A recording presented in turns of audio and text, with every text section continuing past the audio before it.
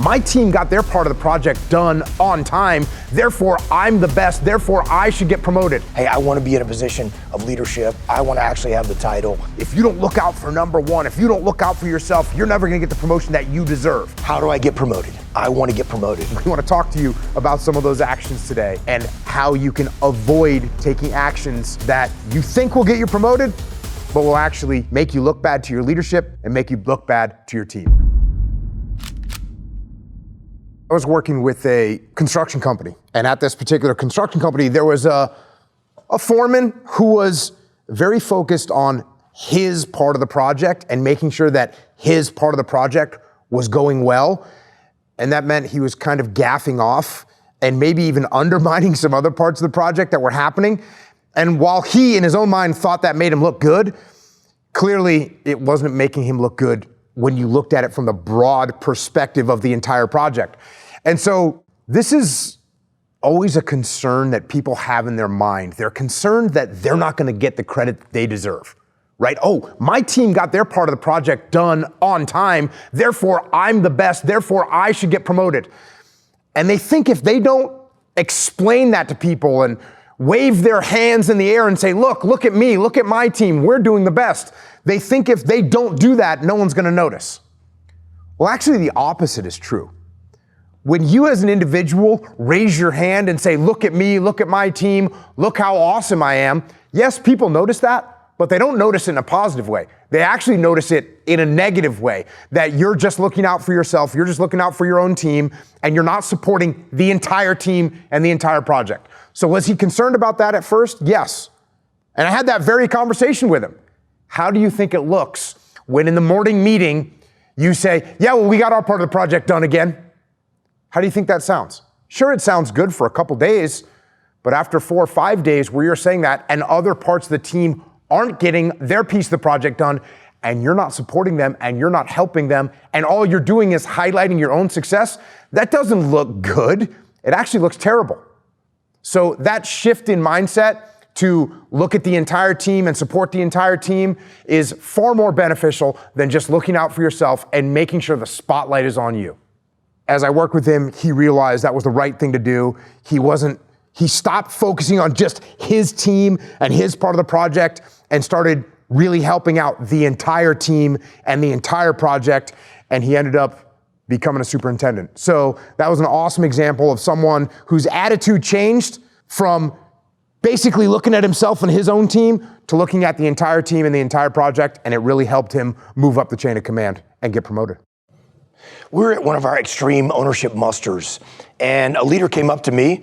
She was a frontline leader. She was young and inexperienced. She'd been at her company for just a year or so, and she was very determined to get promoted. And she said, how do I get promoted? I want to get promoted. And so I asked her the question, why do you want to get promoted? And she kind of looked at me kind of crazy, like, what kind of a question is that? She didn't have an answer, and she really hadn't thought about it. And her answer finally, after a few moments of pause, was, well, I thought I was supposed to want to get promoted. And obviously, look, promotion can be a great thing. When you take on greater responsibility, that's a good thing. When you want greater pay and opportunities, that's a great thing. But more than anything, as we started to talk about this, it became apparent that this really was simply just an ego thing. It was an ego thing that feeds the ego. Hey, I want to be in a position of leadership. I want to actually have the title. And that's a problem, because if you want to get promoted just to benefit yourself for your own purposes, to feed your ego or to put a bullet on your resume, that's not a good reason to get promoted. And so as we started to talk about why she wanted to get promoted, she quickly realized that what she needed to do was to put the team and the mission first and to help her team win. And that started with her own performance. So when you stop thinking about yourself and start thinking about the good of the team and the mission, how you can best help them, that's when you become the type of person that should get promoted to help the team win. Inside the military, there's just countless examples of people that are looking to get promoted. That's why they came in the military, because they want to be a general, or they want to be an admiral, or they want to be a captain. That's why they came in the military, and that is the driving force behind every action that they take. And I know we both worked for individuals like this over the years.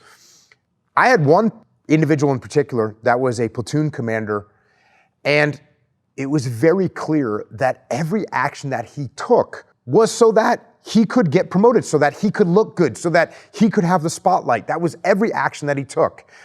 And it really backfired on him. Because he wanted things done his way, because he wanted visibility, because he wanted to be seen as the leader all the time, because he had that attitude, it meant he didn't listen to anybody else. It meant he didn't take any other advice. It meant the only course of actions that he would move forward with were his own courses of action. Well, this didn't bode well, because when you've got a platoon of 16 people, other people in the platoon are going to have good ideas. They're going to have good input. They're going to have creative thoughts that are going to actually make the plan go better. Well, he didn't want to hear those thoughts. He didn't want to hear those ideas.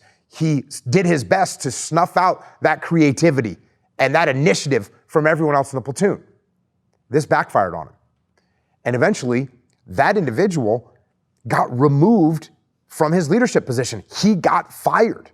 When I look at it now from a distance, it was because every action he took was an action that in his mind would help him get promoted.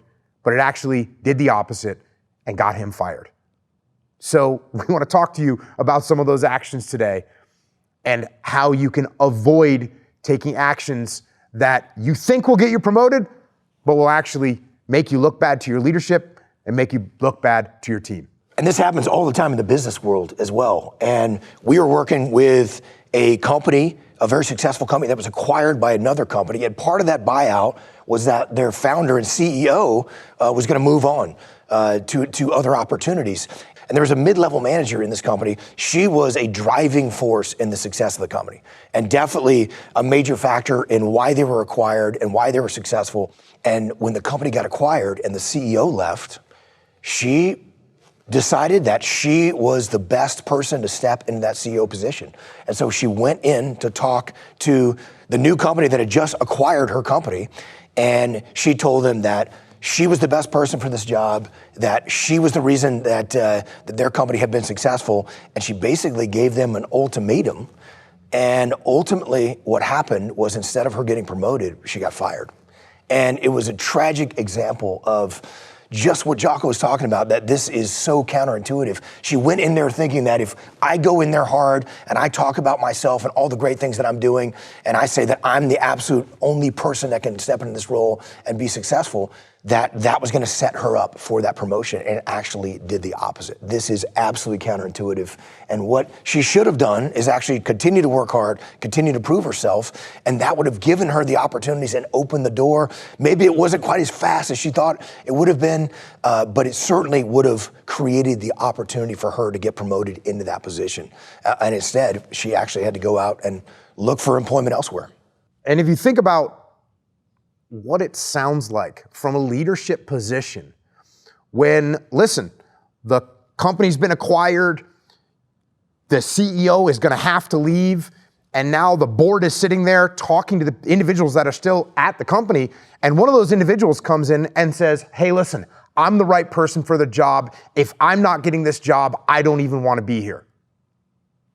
Okay, obviously they think a lot of themselves, but they're also putting themselves before the team. And if you have that attitude and you present yourself to the board that you as an individual are more important than the entire team, that's not usually the kind of person we want inside of an organization. And it doesn't take much to figure out a way to convey that message without putting yourself on report for being selfish and putting yourself above the team.